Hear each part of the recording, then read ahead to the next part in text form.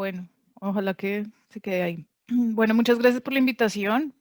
Entonces, para no gastar más tiempo en la introducción, esta presentación es más casi que una autobiografía que nunca había eh, escrito o que nunca había pensado en esto, pero gracias a la invitación del seminario, pues me puse a pensar en qué significa eh, sin fronteras y en particular, que sería entonces visualización sin fronteras. Entonces quiero empezar como con una pequeña motivación. ¿Quién soy yo? Entonces, bueno, yo soy Diana Fernández. Como José Tiberio lo comentó antes, estudié diseño industrial en la Universidad de los Andes. Ahí están los años, entonces se sabe qué tan vieja estoy. Y como dice José Tiberio, al final de la carrera de diseño industrial empecé a interesarme más sobre medios digitales, interacción, cómo apoyar a través de la visualización diferentes procesos.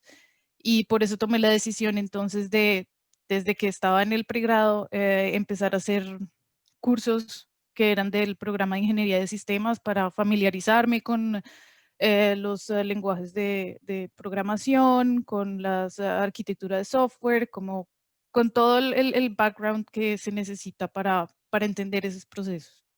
Entonces, a partir de ahí, eh, testarudamente me presenté al programa de maestría en sistemas y por fortuna pasé.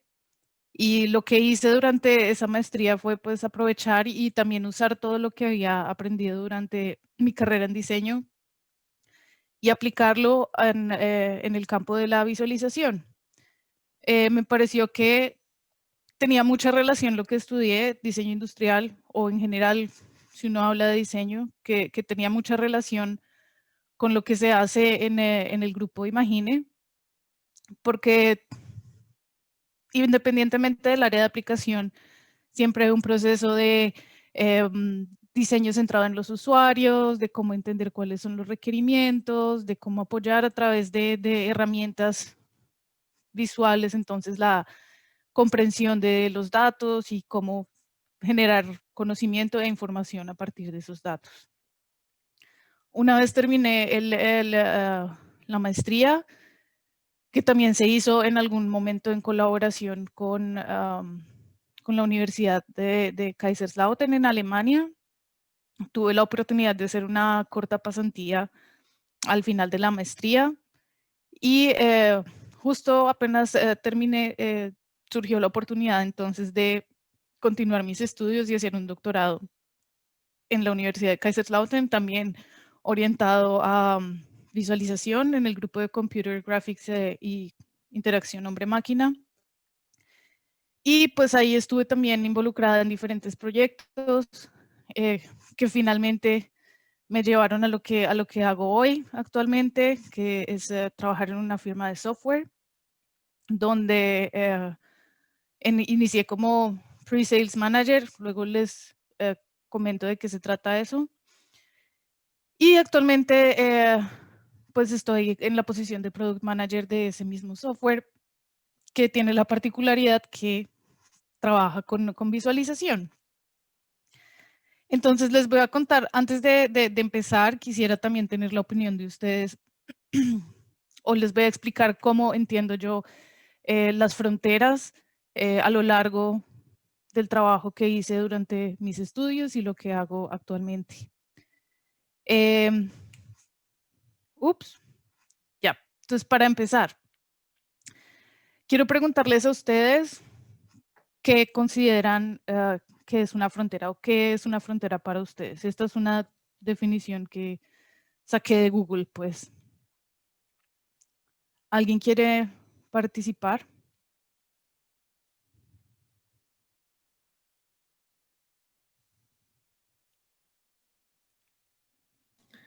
Anímense, anímense.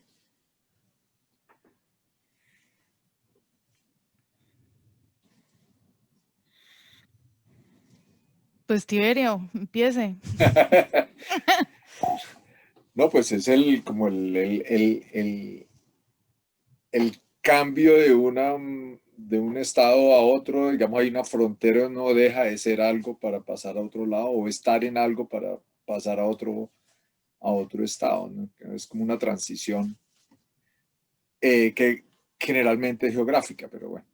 De acuerdo. Entonces, para mí, digamos, si se toma la definición como tal, pues sí, en muchos casos se refiere a un borde geográfico, pero también se puede interpretar como un obstáculo o como lo que usted dice, una transición, un cambio, ¿m? O bueno, el challenge para hacer ese cambio.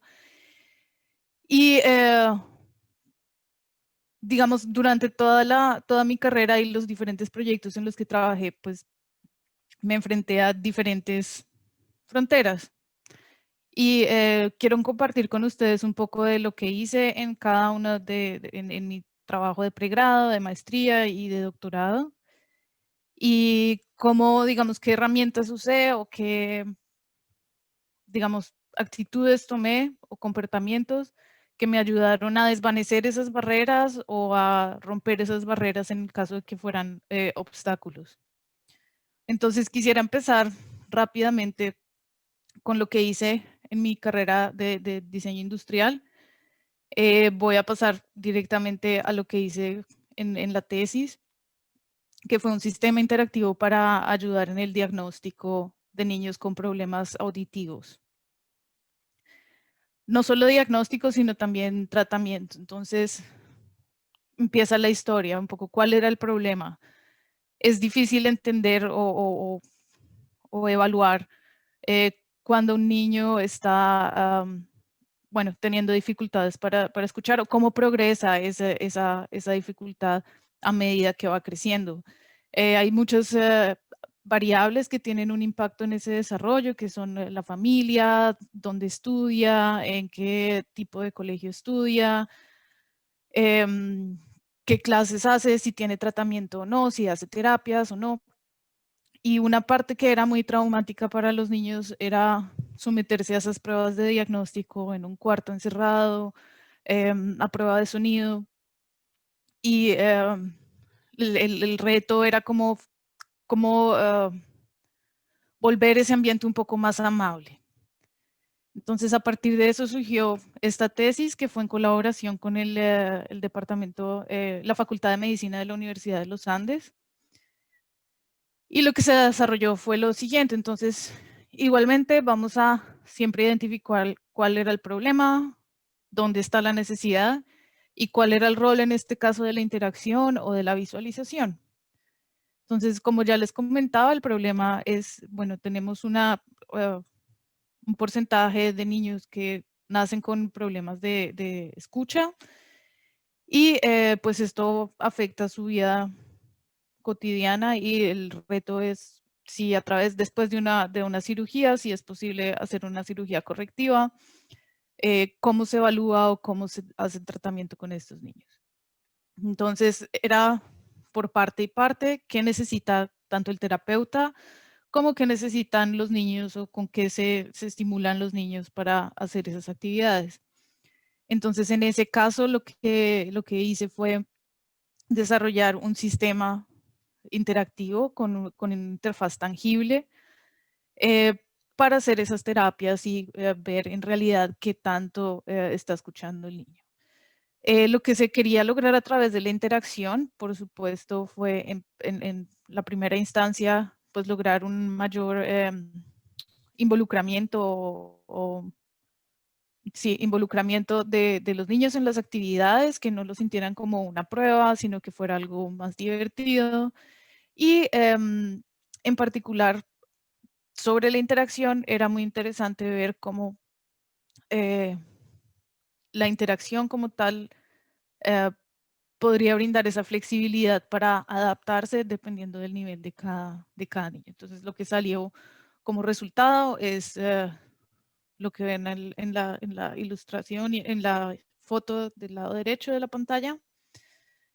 Eh, un sistema, una interfaz visual que era para el terapeuta, donde podría calibrar o intercambiar entre modos de terapia y la interfaz tangible, que era lo que el niño usaba, que básicamente era como como una bocina de teléfono, si uno lo quisiera comparar con algo, que dependiendo de la forma en cómo agitaba o cómo apretaba ese objeto, los tonos o los sonidos que se producían a través de esa bocina iban cambiando, y el reto era como tratar siempre de sincronizar lo que el niño producía con ese objeto con la instrucción que le daba el terapeuta. Entonces ese fue el primer reto que tuve, o la primera barrera, que fue trabajar en un tema que para mí era completamente desconocido en el área de medicina, y pues también todo era nuevo para mí en términos de interacción y programación, y el reto estuvo ahí, y lo importante siempre fue identificar muy bien cuál era la necesidad y trabajar en equipo. Básicamente es la clave, o lo que me ayudó ahí a entender más sobre el problema y cómo podía ayudar desde mi conocimiento. Luego pasamos a otro tema completamente diferente, que fue lo que trabajé durante la maestría. Entonces hubo como dos proyectos que yo diría marcaron mucho mi paso por el grupo Imagine. No sé si alguno de ustedes recuerda, si todavía está ahí, no sé, la plataforma para simulación, para un sistema inmersivo de entrenamiento para combate fluvial. Eso se hizo entre el 2010 y 2008, 2010 y 2012 tal vez, o no me acuerdo. Y pues el reto ahí es, aunque en una aplicación completamente diferente, el reto era el mismo. ¿Qué necesitan los usuarios? ¿Dónde está el problema? Y cómo a través de lo que hemos aprendido, cómo a través del conocimiento en diseño y también de lo que había aprendido en la maestría, cómo se puede apoyar ese proceso, cómo se puede estructurar para conseguir los resultados que se necesitaban. Y mi proyecto de tesis fue orientado a técnicas de visualización para planeación urbana y regional. Otra vez un cambio de aplicación completo con la Facultad de Arquitectura y el Departamento de Ingeniería Civil también de los Andes. Y igualmente el gran problema siempre fue, tenemos una inmensa cantidad de datos y no sabemos cómo obtener conocimiento de esos datos, cómo mostrar eso a diferentes usuarios, a diferentes audiencias, para que el mensaje sea claro, sea, no distorsione la realidad y pues transmita el mensaje que debe transmitir. Entonces, algunas imágenes de lo que se hizo en ese proyecto. Fue el modelo de crecimiento de densidad poblacional en Bogotá, a partir de unas simulaciones que hicieron en el Departamento de Ingeniería Civil. Y ¿qué significaba eso para Bogotá? Entonces, si ustedes se paran ahora en Bogotá, pues tenemos una vez más una frontera geográfica, y que son los cerros, y pues de ahí, digamos, la ciudad no puede crecer más. Entonces, si la población sigue aumentando como está aumentando, ¿cuál sería la proyección o cómo debería cambiar o reestructurarse la ciudad? Dependiendo de ese crecimiento. Entonces, lo que se quería plantear era, pues, cómo se vería una Bogotá densificada. Y densificada en este sentido significaba, pues, como no me cabe gente ni a lo largo ni a lo ancho, pues me toca crecer en la altura de los edificios, en la cantidad de personas que ubico en un área en particular. Y los problemas que había ahí era, bueno, ¿y cómo garantizo, digamos, los espacios verdes? Hay cierto porcentaje o ciertos metros cuadrados de espacios verdes que se tienen que garantizar para el bienestar de la comunidad. Entonces, toda esa problemática era cómo visualizar esa relación entre, por ejemplo, los espacios verdes, y la densidad o la altura de los edificios o áreas que se podrían usar como zona comercial, áreas que no se pueden usar como zona comercial. Y una vez más, hay un problema no solo, o hay una frontera no solo de cómo entender esos datos, sino cómo comunicar esa información a diferentes partidos, a los que se encargan de protección ambiental, a los que se encargan de planeación urbana, y cada uno tiene como una óptica diferente sobre esos datos. Entonces, esa era la problemática.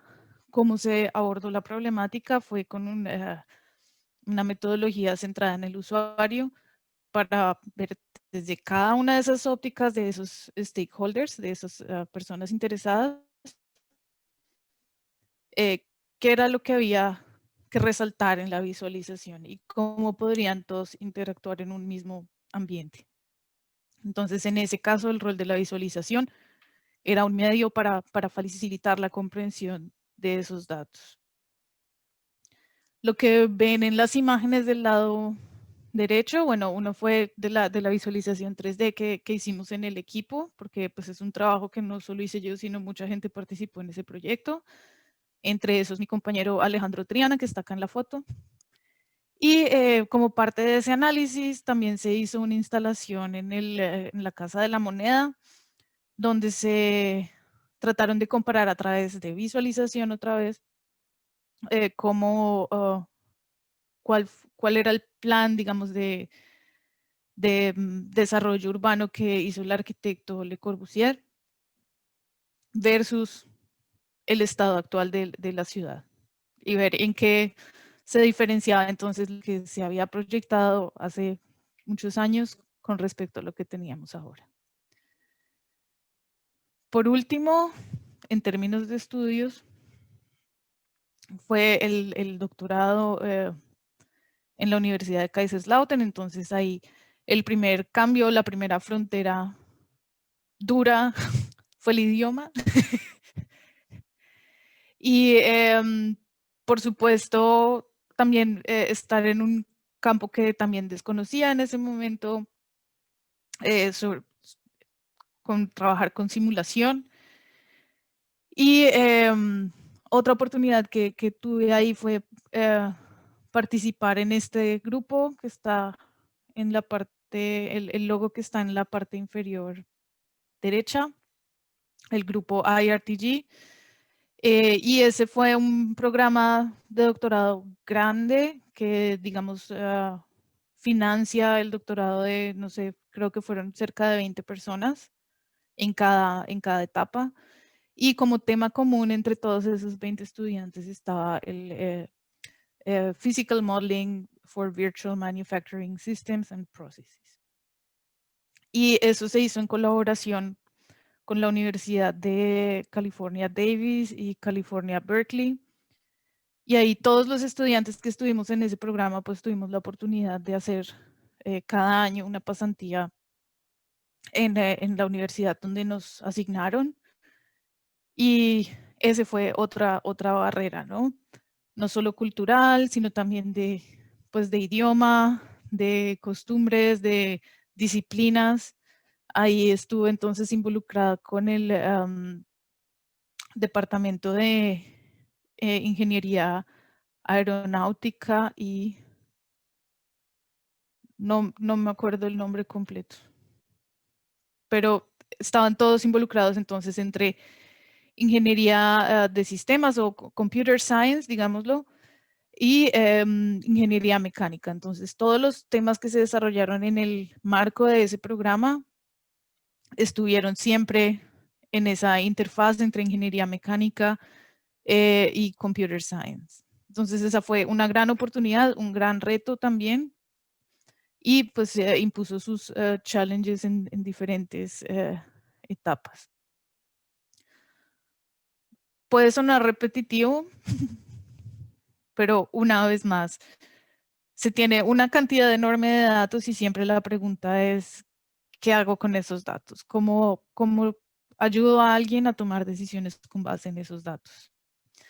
Entonces, mi trabajo acá era por una parte, en uno de los proyectos, era correr simulaciones de iluminación artificial en ambientes de fábricas y ver entonces o visualizar, comparar diferentes configuraciones de lámparas y de iluminación para ver dónde se cumplían los requisitos, los estándares de iluminación para diferentes tareas. Entonces, había diferentes operarios, los de inspección visual tienen que tener ciertos grados de iluminación para poder garantizar el trabajo.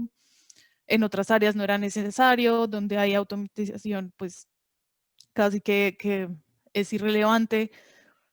Pero pues en muchos casos era tratar de comparar cuáles eran las soluciones más eficientes en términos de iluminación.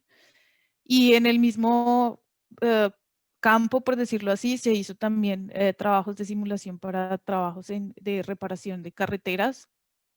Entonces, como se podrán imaginar, en muchos casos los trabajos de mantenimiento o de reparación se hacen en horas nocturnas para no afectar el tráfico, pues afectar tanto el tráfico. Y por supuesto, uno de los requerimientos también era cómo garantizar que las condiciones de iluminación fueran óptimas para el trabajo, también consumo de energía o cuánto tiempo me dura la batería de mi lámpara LED o de cualquier otro tipo, cuánto tiempo necesito para recargar. Entonces, todo ese cruce entre parámetros, tanto de visualización como tal, como esta sola variable, de dónde tengo luz y dónde no tengo luz, versus también cuánta energía consume, cuánto necesito en transporte para mover esa maquinaria ahí, etcétera, etcétera. Aquí el caso, digamos, era un poco diferente porque estábamos trabajando con datos de simulación en lugar de con datos reales. Y pues habría que también tener en cuenta ahí incertidumbre y cómo visualizar también esa incertidumbre. Entonces, pues si se dan cuenta un poco durante toda la carrera he tenido como diferentes áreas de aplicación, pero el problema sigue siendo el mismo. Acá es solo una foto de algunas de las personas que participaron en esa investigación. Profesor José Tiberio Hernández también estuvo ahí involucrado. Y como les decía, entonces, a lo largo de... Aquí paso las animaciones. Independientemente del área de aplicación, el problema o el reto sigue siendo o es muy similar. Entonces, quise poner este gráfico acá como cuál es ese ciclo en el proceso de toma de decisiones, no importa en qué área de aplicación. Lo que traté de dibujar acá es, primero viene la parte de identificación del problema, luego de dónde recojo datos para analizar ese problema, cómo puedo identificar alternativas para la solución de ese problema, cómo puedo comparar esas alternativas, porque puedo tener muchas opciones, pero necesito saber cuál es la más óptima de acuerdo a los parámetros que tengo de entrada. Luego un proceso en el que no interviene, digamos, la ayuda visual, sino en este caso, en todas las aplicaciones que les mostré, el escoger esa alternativa era siempre un proceso humano. Y cómo implementar esa acción y evaluar otra vez esos resultados. Y si se dan cuenta, esos resultados generan nueva información, nuevos datos que alimentan otra vez ese ciclo y uno puede seguir así cada vez que hay un nuevo desarrollo, cada vez que hay una nueva tecnología, cada vez que hay más datos y con el fin siempre pues de tener resultados más acertados. Por último, pues todo eso fue como la experiencia académica y eso en qué resultó o cómo se practica en un ambiente pues real. Digamos que acá no es que no fueran ambientes reales, pero digamos son ambientes controlados. Pero en la industria pues hay muchas otras presiones, muchas otras barreras que son de presupuesto, de tiempo, de costos, y es cómo ejecutar ese proceso de la manera más eficiente y cómo también a través de visualización pues se toman decisiones en un ambiente pues real. ¿Sí? Entonces a partir del hace 3 años casi estoy trabajando en la firma Kudas.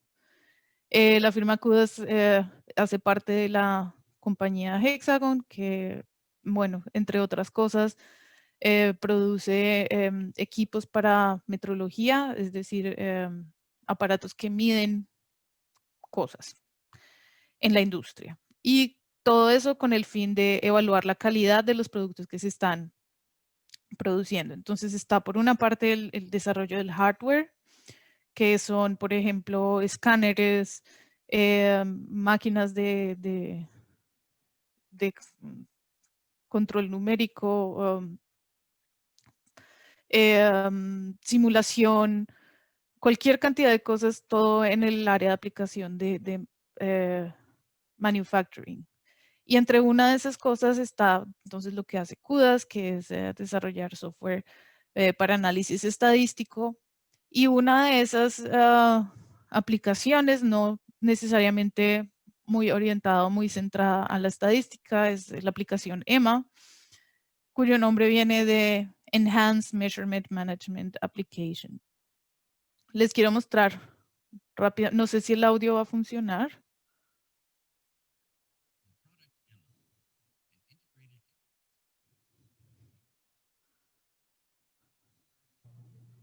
No, ¿Funciona el audio del video o no, no no? está funcionando.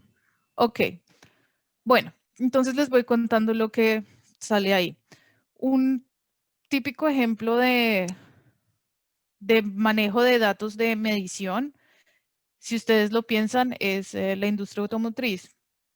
Uno de los clientes más grandes que tenemos es BMW y lo que hacen es cada parte que producen de un vehículo, lo miden y lo comparan con el diseño original.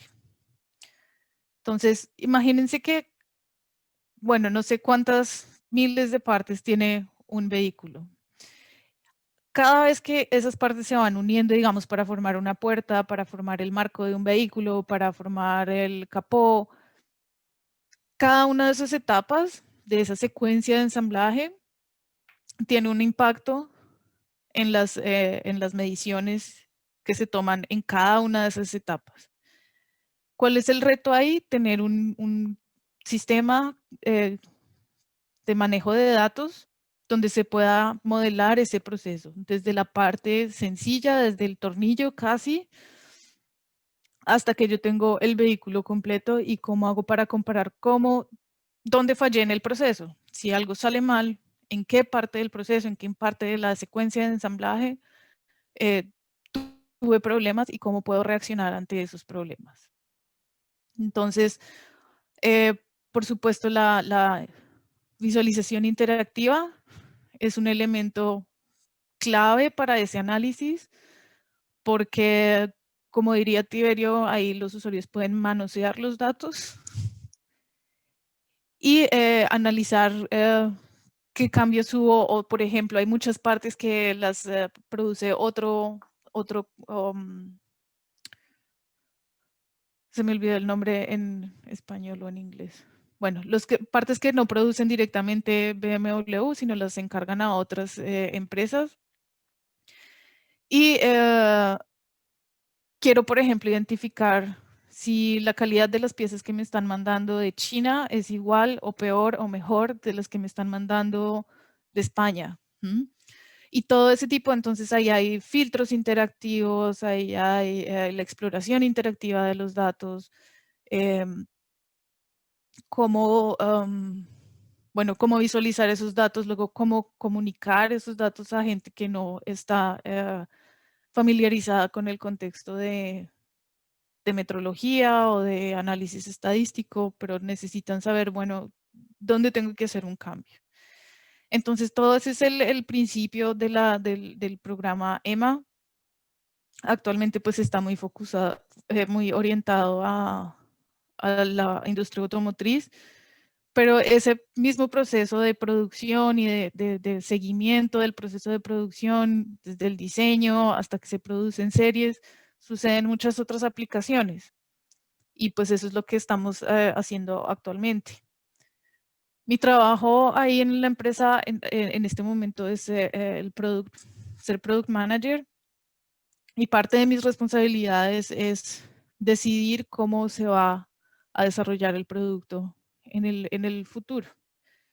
¿Qué implica eso? Implica entender a los usuarios, implica identificar los requerimientos y documentar esos requerimientos, implica tener una muy buena relación y una muy buena comunicación con los equipos de investigación y desarrollo.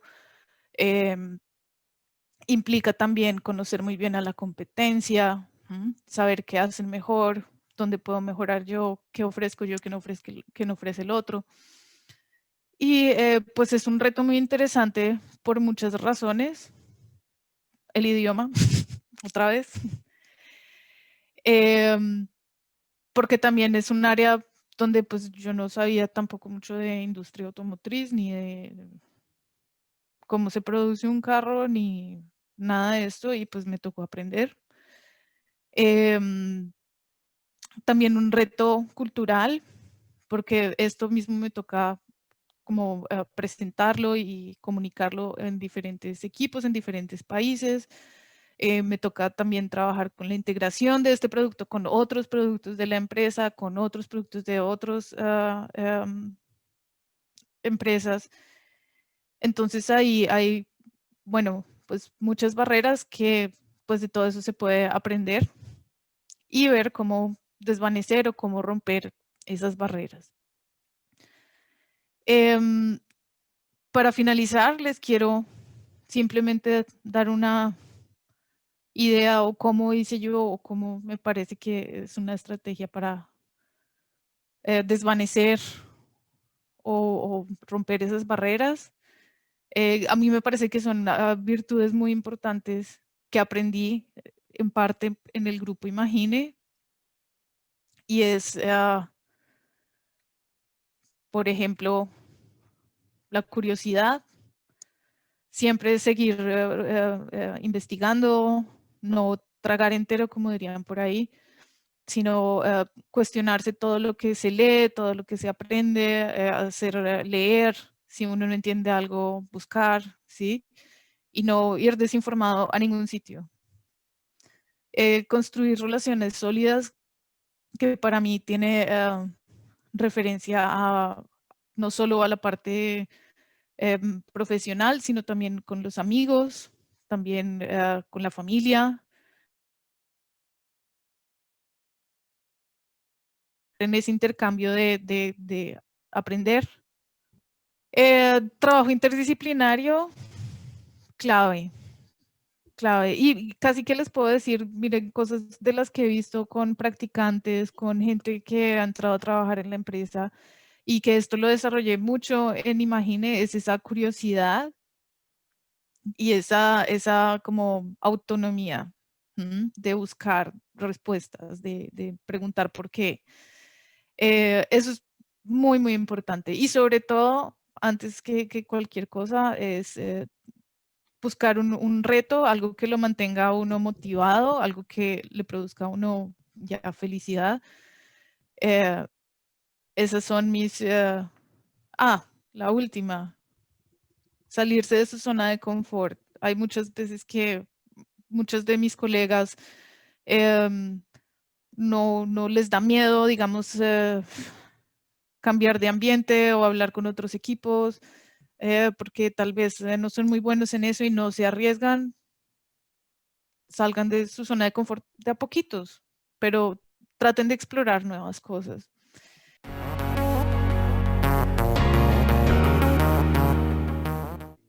Si te soy muy honesta, por lo menos en el área donde yo trabajo, es apreciado en términos de exploración de datos. Sin embargo, para producción, o sea, más como en prototipado y eso es muy válido y se usa realidad virtual en esos campos. Pero para monitoreo de la producción y de exploración después de datos de producción, se considera como un gadget,